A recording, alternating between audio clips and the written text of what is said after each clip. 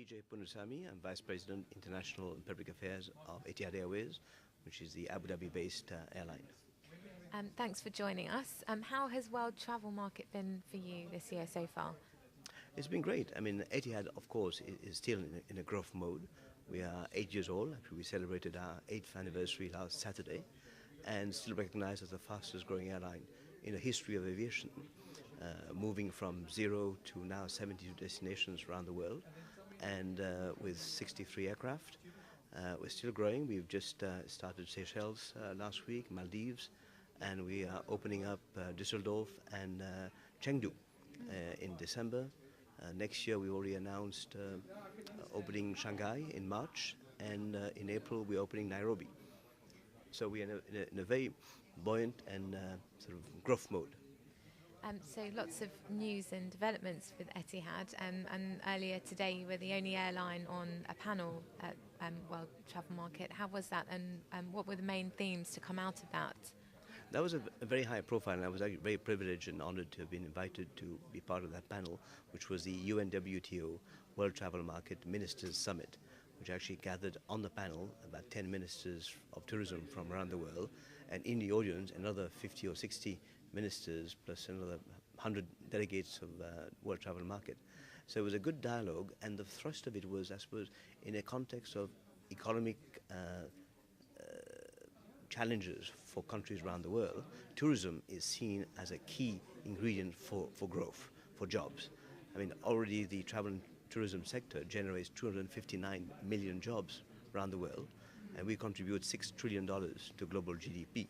So we're an important sector, and as other sectors of the economy do less well, I suppose the spotlight falls on tourism to generate jobs, to drive economic growth, and that's what we are asking governments. No favors, but just to be fair to that sector and encourage it by not inhibiting its growth, by, for example, facilitating travel through more electronic visas, less inhibitive security processes, and certainly more access through more liberalized air access policies, and also, most importantly, eliminate those taxes which are not necessary for the sector, some in the guise of protecting the environment, although it's known that it's actually only for building up treasury coffers. So we want basically government to recognize the importance of that sector in generating more jobs and help the sector deliver more. And despite certain obstacles to travel and challenging economic times, Etihad has seen an astonishing growth in just 8 years. As you said, now 72 passenger routes. What do you attribute this success to? A combination of factors. I think it's strong leadership.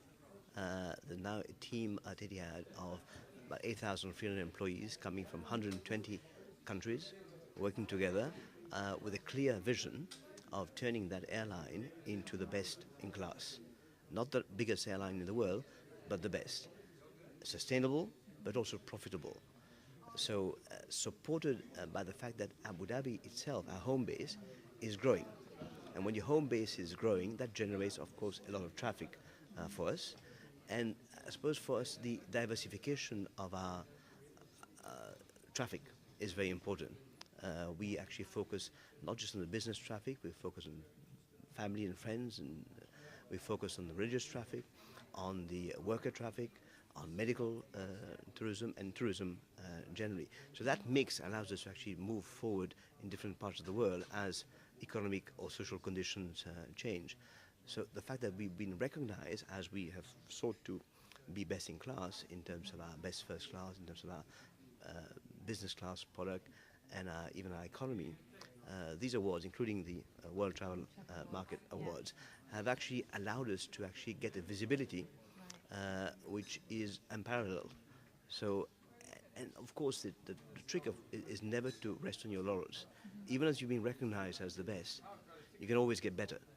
And the challenge is always this, is to keep moving, especially when you're in the premium zones. You need to constantly upgrade your service, because your customers, your guests, want value for money, and they want to be surprised, they want to be wowed, and that's how we have to keep ourselves, if you want, on our toes, by constantly seeking to improve and deliver the best. Thank you for speaking to Breaking Travel News.